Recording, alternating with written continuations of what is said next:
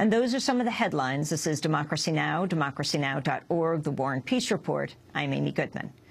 As Hurricane Irene bore down on Vermont Sunday, the national media missed the story. All eyes were on New York City as rivers rose to record levels, washing away 200-year-old covered bridges in Vermont.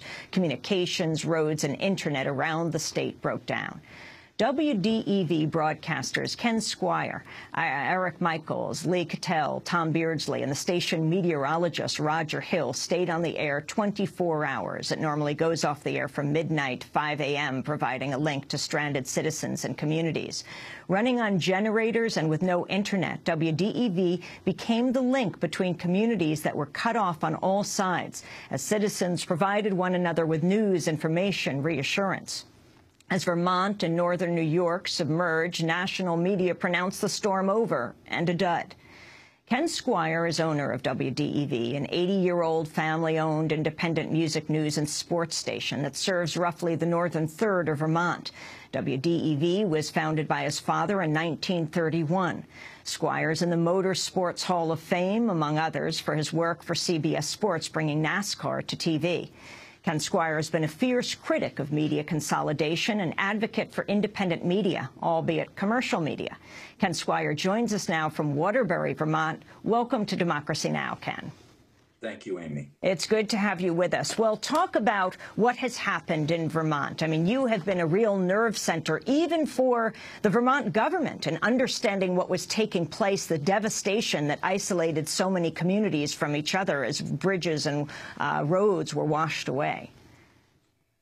Well, Bill McKibben was quoted today on this business of what's changed so much that has affected Vermont. And water vapor, he says, is 4% warmer than it was a generation ago. And it loads the dice, rather, as he put it, for drought or deluge. And we got the deluge big time up here. It was a surprise because it was something that we've never seen heretofore. And talk about what you did at WDEV. And Democracy Now! Broadcasts every afternoon on WDEV. But during the flood on Sunday, what happened to DEV? Well, what we believe needs to happen on all the radio stations in the United States, and that is that you're there as the license was originally granted. That's not quite the same as it is today from the Federal Communications Commission, but really there for the public good, need, and necessity. And this was one of those instances. And like your program, that team you mentioned at the commencement of this, they believe in it as much as I do. And therefore, we were able to take people out of the sales department. And most important, the people of Vermont spoke up. They were the reporters, and they did a whale of a job. You have the only meteorologist on local radio. You have your own meteorologist on WDEV? Yeah, sort of. Yeah. He moonlights with a lot of people, but he's very, very good. And he put his finger on why we got the surprise. This was sort of a double whammy. One, we got that sloppy old hurricane, and then two, we got an authentic flood because this kept cycling over our state and just dumping more rain on us. And he pointed out that 5 inches of rain in flat country is 5 inches of rain. But in these narrow valleys in which we live and love in Vermont, that becomes 20 inches. And when it gets loose on those small creeks, it starts down through and becomes larger brooks, and then it gets into our rivers like the Winooski, to which we're adjacent, and then on into Lake Champlain. That's where the trouble comes, and that's exactly why this community of Waterbury, Vermont, was hit. Not as seriously as in 1927, when you could take a rowboat off the top of Main Street and take people out of their second-floor windows. But it was a wake-up call that things are changing and that we need to change things in Vermont to prepare for more of these kind of deluges. So you mentioned 1927. This is being compared, the devastation, to the Great Flood of 27. Also 1938, the second devastation, the Great Hurricane. Your radio station, next month you're celebrating 80 years as an independent radio network in Vermont, was on the air at that point, in the midst of the Great Hurricane. Is that right, Ken, owned by your father at the time, Lloyd? Well, we were on briefly. We had a brand new tower, 439 feet tall, and we were damn proud of it. And it had been in business for 2 months, replacing the older tower, which was a wooden tower, actually, with a copper wire off it. And it came down in a hurry in that flood, in that hurricane of 1938, which did considerable damage. But the flood of 1927 was far different, far different. That one strangled this state for a considerable amount of time. And it's the months after, like it is now. And the recovery is what is critical. So 1938 was a whale of a wind. It knocked down a lot of maple sugar orchards, and it knocked down our tower. But the business of working in the public good, need, and necessity goes back to that time. And I don't think there's a chance that radio, as we know it, stands a chance of existing unless they begin to take up this business of serving their communities. There's a payback on that, as you know, Amy, when you serve the community and truly serve them. And one of the problems is that Congress let radio off the hook. The lobbyists got in there. Here I go ranting. But the lobbyists got into the business, and they changed the rules. And so public good, need, necessity is kind of a lip service thing. But the reality is, for radio broadcasting, younger people today don't need radio for music. They can get their music many, many new ways. And what we can still be, as you are, is a conduit to what is important, relevant. And in the local communities, that's where radio can do such a Methodist job. Now, I assume you've been getting offers of your station being bought at least every week from the major mega corporations, but you choose to remain independent. When you talk about public service, how media consolidation affected the coverage of this hurricane, which by the time it hit Vermont was actually a tropical storm, though it has wreaked terrible devastation on your state. Well, actually, terrible, you got to define that pretty carefully, Amy, because what I see is Vermont resiliency.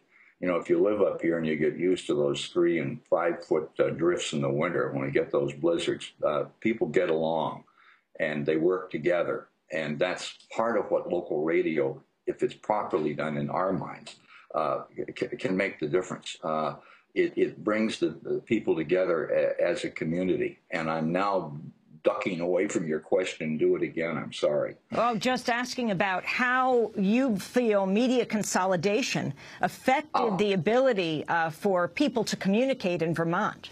I can't tell you because I haven't listened to anybody else, but I can assure you that those systems, and it's the old Minot, Dakota story, where you couldn't find a radio station with a human voice in it. It was all this canned material from outside.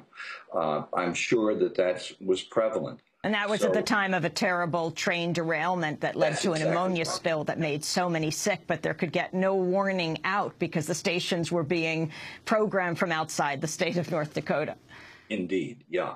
Well, I'm sure that went on, but one of the reasons that this radio station is 80 years old and still kind of, I'm sure, seen as a fuddy-duddy and a little gray, exists because we are a reference. We are a place people can go to and feel assured that whether it's town meeting day or these days, these exceptional days that we're going through right now, that they have a voice. And really, it's the same old business about how radio needs to work, which is let the people really be a part of it.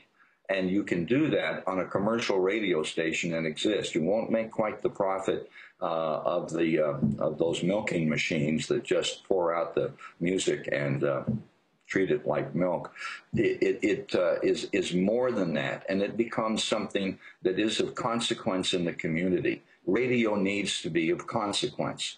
And I'm lecturing to the choir here, aren't I? Well, you're used to it on WDEV, also well known for your show Saturday mornings, Music to Go to the Dump By. But when you had the government of Vermont, their emergency communication system, also in Waterbury, washed out, yet there was WDEV continuing on with generators, talking about, what communities were isolated. If you can give us some of the examples and also the importance of the bridges. We're talking centuries-old bridges, covered bridges.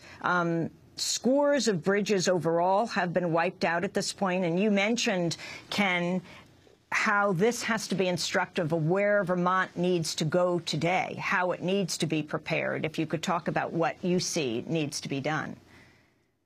Well, Roger Hill made an interesting point that we really do need to rethink. Our shunpikes and turnpikes are pretty tough. I mean, to get through the kind of weather we get on an annual basis.